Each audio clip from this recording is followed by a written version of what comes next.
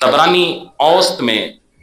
5171 number حدیث مبارکہ اور مجمع الزوائد میں 495 نمبر حدیث مبارکہ۔ آقا کریم صلی اللہ علیہ وسلم نے فرمایا، یہ ساری دنیا سے جتنے بھی حضور کے غلام ہیں سب سے خطاب ہے۔ میرے آقا کریم صلی اللہ علیہ وسلم نے فرمایا اغدو عالمن، عالم بن جاؤ، اغدو عالمن، عالم بن جاؤ، او متعلمن، یعنی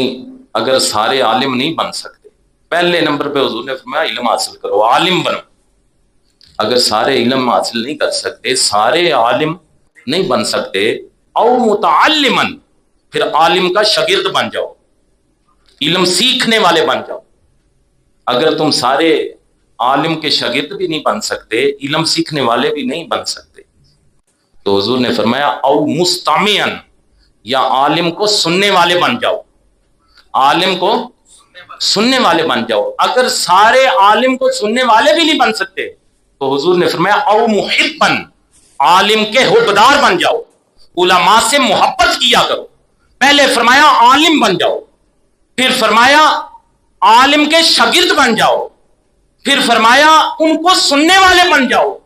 پھر فرمایا ان سے محبت کرنے والے بن جاؤ، پھر حضور نے فرمایا وَلَا تَكُنِ الْخَامِسَةَ فَتُهْلِكَ، حضور نے فرمایا 5ویں نمبر پر جو چیز ہے وہ نہ بننا، 5ویں چیز نہ بننا ورنہ ہلاک ہو جاؤ۔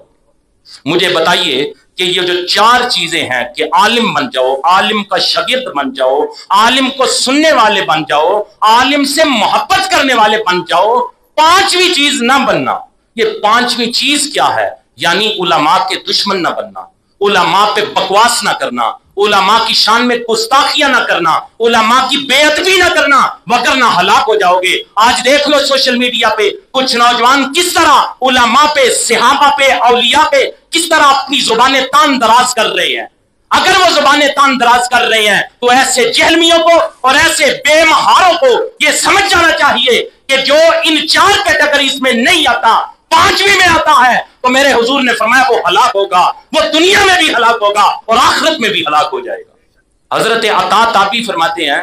کہ مجھ سے مسعر نے کہا